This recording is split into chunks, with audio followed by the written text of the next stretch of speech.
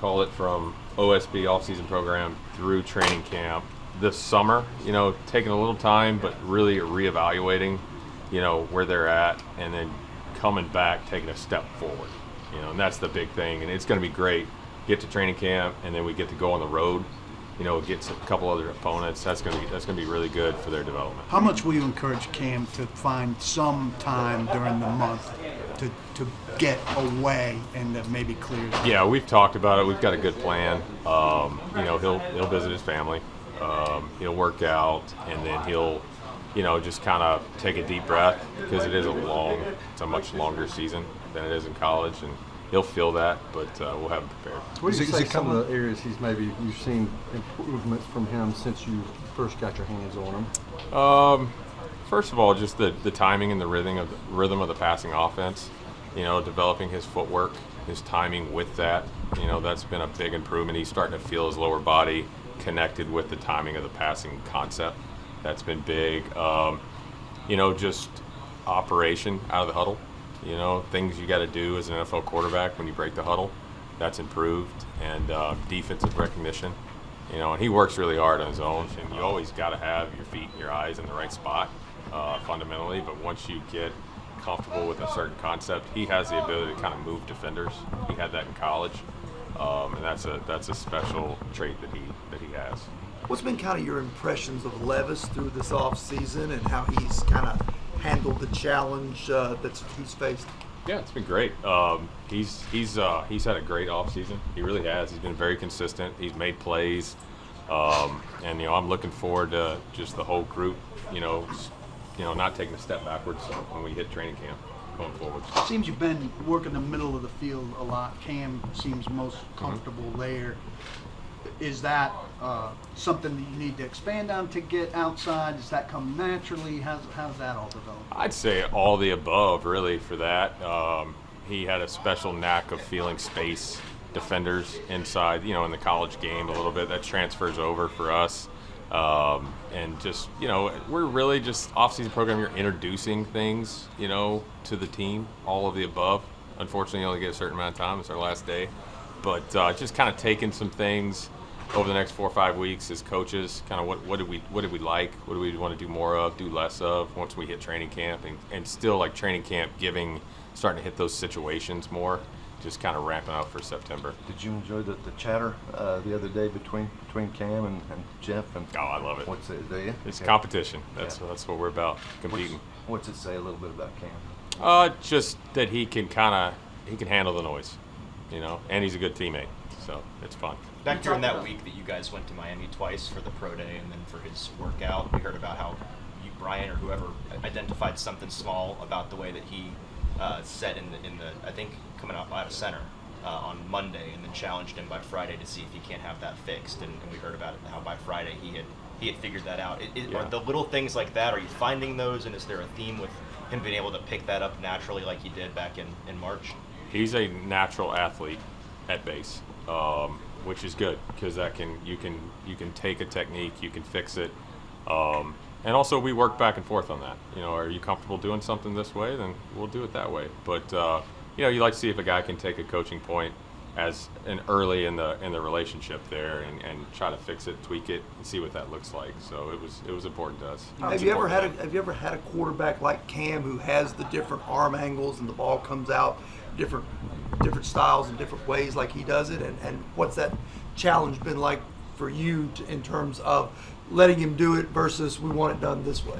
No, I'm not a big you have to do it this way. I'm more like what comes comfortable to them, as long as it fits in what we're trying to do with the play, with the timing, like I said, with the accuracy of the ball. Arm angles, probably not. It's probably my first guy I've seen some other guys do it.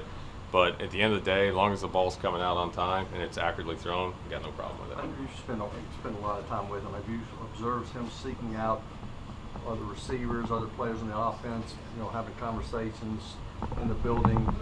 Has been kind of extraordinary. Yes. No, I think that's great, the open communication. And I think the whole off-season program as a team, is developed that. And he's got no problem going out, talking to wideouts, talking to halfback, even about a run track. He's a little too tight. He's open, to criticism, he'll fix it, and then also if he sees something that he feels like he needs to talk to somebody, one of his teammates about it, he just goes about it the right way and they get it fixed and they move on. You mentioned working with other rookie quarterbacks in the past. Just what are the lessons you took away from that you kind of want to bring pro and con, what you want to do again, what you would probably do different with rookies? Yeah, I just, like I said, it was Mac. You know, we had Mac in New England. You know, he started day one at Aiden in Vegas. He was ready for day one. He ended up starting a little bit later that year.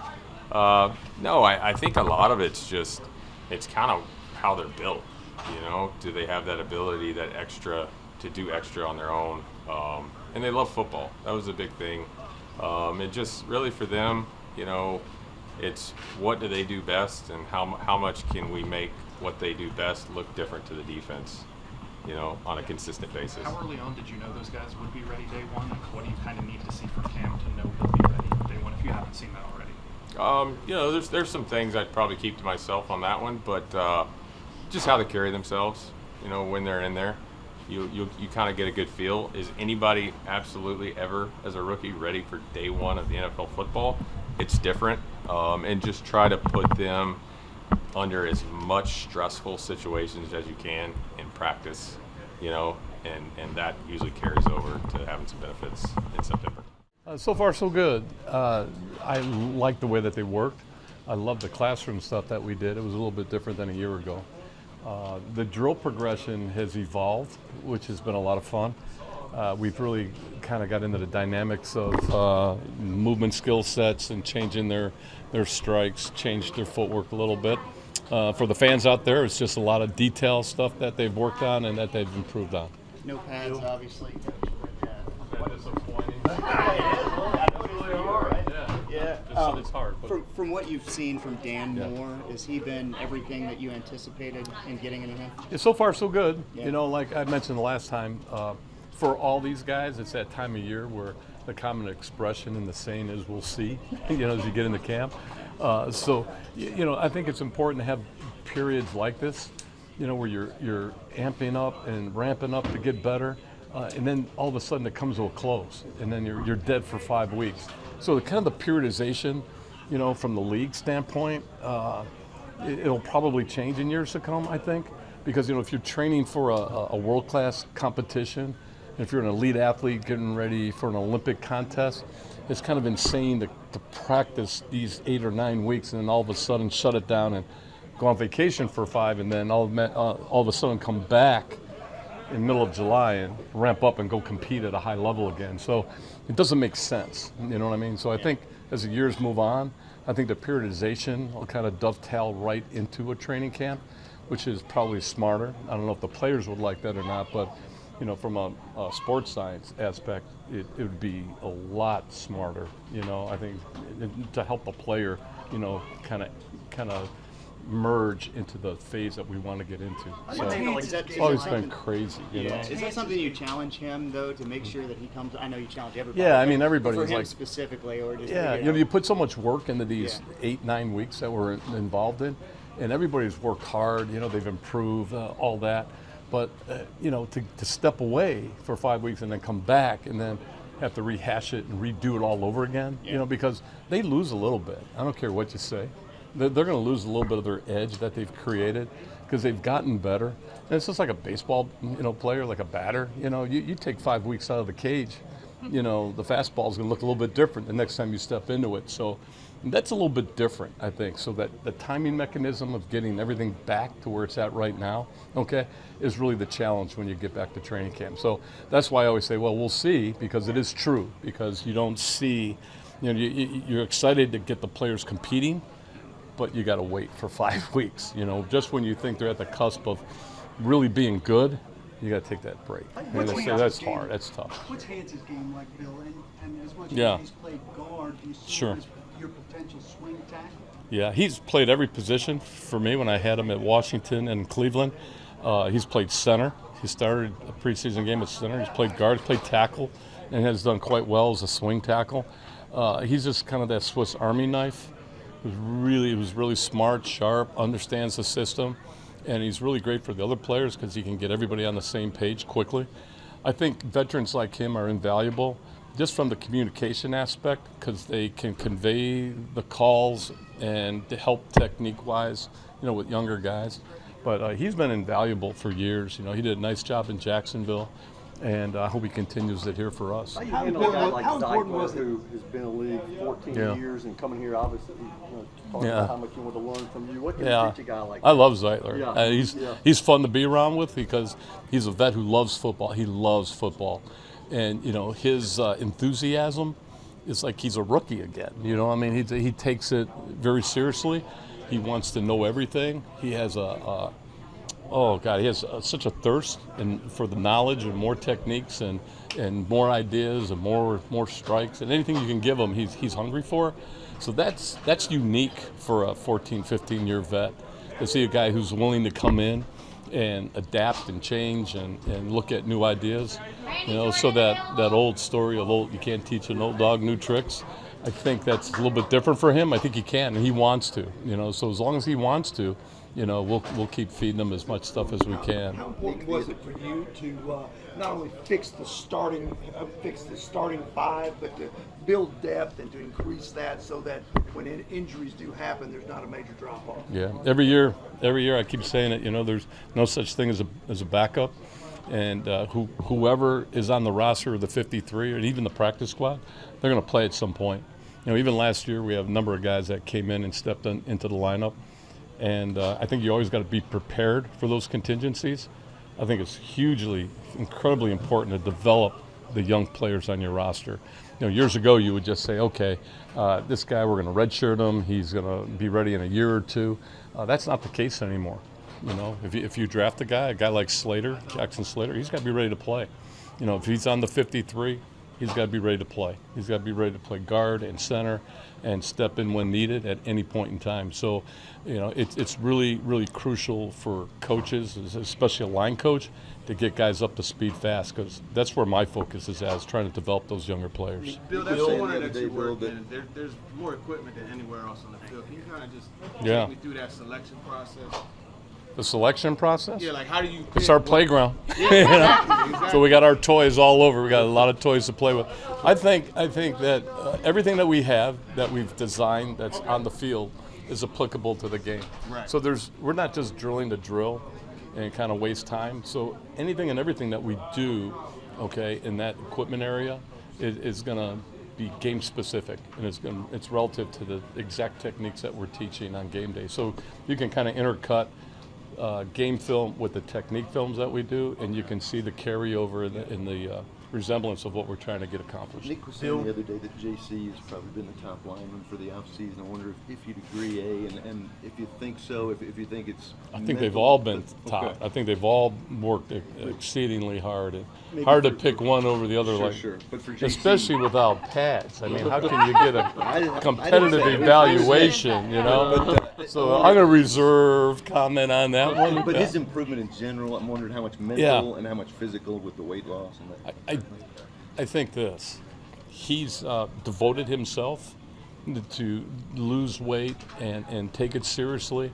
There's a maturation process that he's undergone and undergoing that's been really impressive.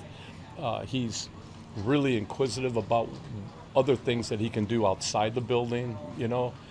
He boxes, he goes to yoga, he's finding a trainer that can help him with his redirection and his change of direction ability. I'm impressed with his ability to go out and try to find other resources to improve his game. It's constantly on his mind that he wants to get better. He's really done a fantastic job in terms of his body weight and his body composition. We have obviously all the science in here that kind of tells us all the data that we need to know about lean body mass, so it's really cool. So he's really conscious about keeping his weight down, but more importantly, adding lean muscle and keeping obviously the body fat off. So that's really, really I know impressive. it's early for Cam, but what's your interaction been like with Cam and he's been around a lot of young quarterbacks? Anything that has stood out to you about him and his desire to be good? Well, I've just observed him, from afar. I'm not really directing meetings with him. We'll have some of those types of meetings, between him and I, relative to protections and problematic pressures that he's going to see during the game. But other than that, he's been impressive, running the huddle, the group, coming into the building and the work that he's put in. So those observations have been phenomenal, so hope it continues. I'm certainly it will. Normal for you guys, assistant coaches? Sure. It's huge. As assistant coaches, that's kind of our job, right? To get these kids developed and understanding not only the system, but understanding the techniques and what it's going to take to have the success that they had in college and produce that same amount of production at this level. And that's what we're here for. That's what we're trying to do with these kids. And you see them making steps. And now when we get back for training camp, the pads come on. That's real football, and that's really where hopefully you see that jump. I know it's a broad development, but if you had to boil it down to one key to developing gunner, what's maybe the key to that? Sure. Well, I think when you get to this level, the complexity of the defense, it makes a big jump from college, right? These guys have been in similar systems for decades in some cases with guys, and so they know defense at levels that some of us can't hardly under or comprehend. So him being able to recognize those things, understanding how defenses like to disguise, and then how can that apply to him and what he's trying to get done in the play. And so the mental speed of the game, right, that's where it's going to jump out to him. And I think that as he goes, he's a smart guy. He's doing a really good job mentally being ready for practice, understanding what he's supposed to do in his assignment.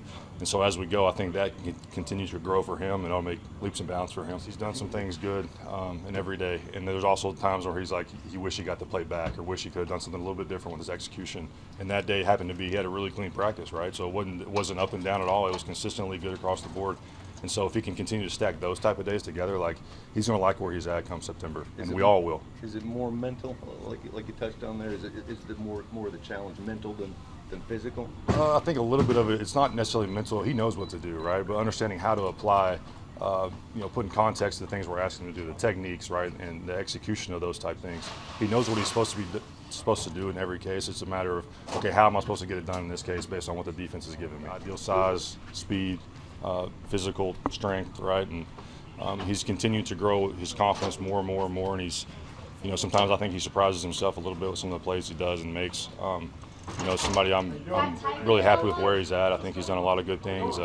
Feel very confident in him and his ability to just put him in there. And any role that our room needs, I feel like he's capable of getting it done. So happy with where he's at. And with that room being so competitive, what are some of the things that he could do to set himself ahead of the group? Yeah, I think as you get down in the depth chart of our room, it typically comes down to special teams, right? Like which guys are the most, contribute the most in teams, how can they be available on game day? And then if they're available through teams on game day, then we'll find a spot for them in the game on offense. And they're all going to have their roles in that regard. And I think the more that they can do on offense, the more that helps us.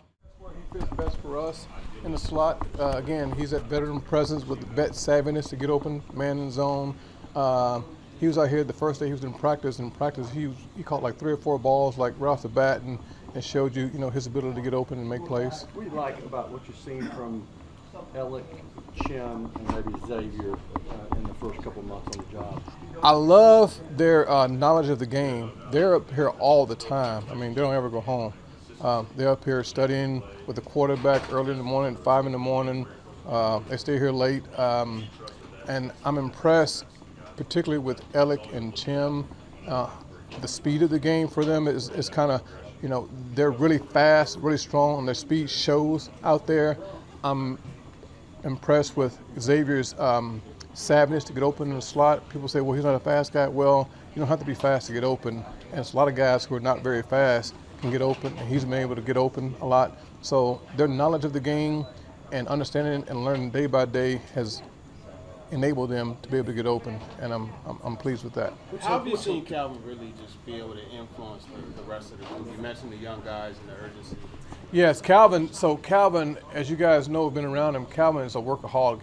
He works all the time. Everything we have walkthroughs. He don't understand walkthrough. He goes full speed on everything. So that rubs off on our younger guys. They see his work ethic and how he works, and before practice, after practice, even during special teams. So they put in extra work to try to mimic what he's doing, and he sets a good example for our young guys. And then with him being in year 2, have you noticed a different comfort level? No question. His knowledge of the offense, been able to move around a little bit more than he did last year. It's just, with knowledge, when you have knowledge, you have a lot of confidence comes with that knowledge. So he's very confident in what he's doing right now, and his routes are better. I'm very pleased where he is right now. My whole career, as far as young guys, that's kind of almost been my specialty, if you will, developing young guys to become better receivers.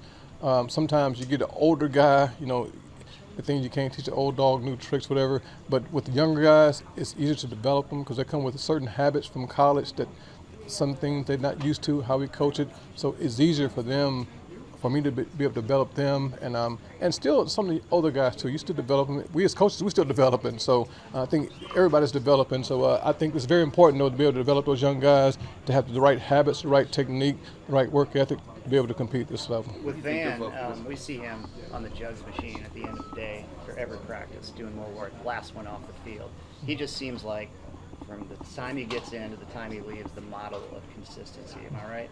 Yes. Ben he doesn't say a whole lot. He goes about his business. He's been around the block twice, spoke to everybody once, kind of guy.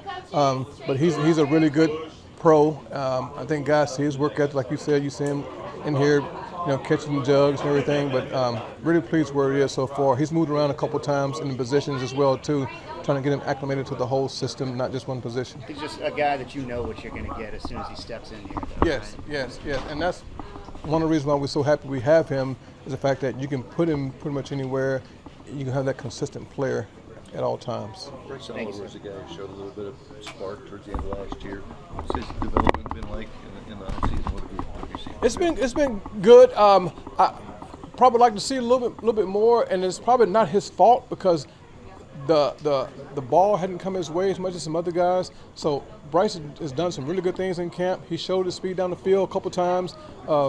He's gotten open underneath routes, but just not enough, targets, if you will. It's not his fault. It's just where the ball goes. There's only one ball out there, and but we're pleased where he is. He's going to have more of an opportunity in the fall to be able to go out there and develop. And when you get into these training camps, and we got these training camp practices with other guys, and you got preseason games. So I'm anxious to see him get out there and try to pick up where he left off last year. What have you seen out of Colton Dow, a year now removed from the knee injury? Yeah, Colton, he's been out a little bit because of he's been banged up a little bit right now. So he gets out there, he gets going really well. Then he has a nick here, a nick there. So just be able to stay healthy, that's the biggest thing. It's hard to get a really good evaluation of guys if they're not out there. He's active in the meetings, he's asking questions in the meeting, but it's nothing like doing. So he has to be out there so he can do it. I think it's proved to us and everybody that he can go out there and do it on a consistent basis. How important is it for you to have a number 2 receiver, a number 3 receiver, kind of have that tiered thing versus having guys who can contribute? I'm big in just, you can put a number on guys all you want. We're going to need them all.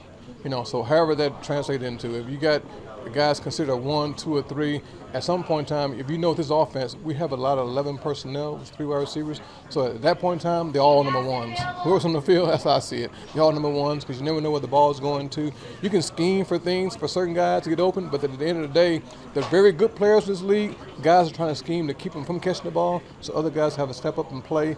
And so in my mind, they're all number 1s. This time of year, how much do you try to experiment with guys in different spots? Like, how set is Tyler Lockett or Jim Dike into one spot, or how much do you want to try to throw things to the wall and see what sticks this time of year? Your last phrase, throw the wall, see what sticks. That's kind of what the spring really is for, to move guys around, see what they do best. Now when we get to the fall, we can tone it down a little bit, say, okay, based on what we did in the spring, this guy does this best, this guy does this best, and we can do it that way. But right now, everybody's learning everything, moving all around, so which is good for this time of year. With Calvin and the leadership aspect, is that something you challenged him to, knowing that you have these 3 guys that you got to develop? Not at all. It's natural for him. I mean, Calvin came in, he was really, working hard, doing the things he's supposed to do, and he on his own went to those guys and said, hey, this is the way you do it, this is the way you do it. So, and then he does a lot by example. Calvin just goes. He goes and goes like the Energizer Bunny. And so, no, I'd have to challenge him at all. It just came natural for him to do that. How about in meetings? Like, how much does he step up and say, hey, we got to, this coverage, we got to convert, so on. He does it all the time. If it's something, even something that he didn't do something well, he'll say, man, I got to make this play, or I got to do this, whatever. Or somebody, runs a route and does something, he'll comment on that. But he's been more vocal this year than he has last year. And it's because of his comfort level in our system. He's more comfortable in it, so he can speak more on it than he could a year ago. If you remember last year, like that deep, that connection, it just wasn't there. Like you already seen multiple times. What really is it there? That comfort? Is that like, what would you say is the difference? As far as with him, with deep passing, being able to connect on those. That was an issue. Yeah, it's hard to pinpoint, where to come from. I would say just repetition, and knowing like what our quarterbacks do well. Like Cam throws a really good deep ball. Will throws a really good deep ball. So being able to have more opportunities to make those plays is probably the best thing. Probably didn't throw it as deep as often as we wanted to last year, I would say maybe. But now, we're practicing on it in the spring a lot, so hopefully it'll translate to more receptions, big plays in the fall.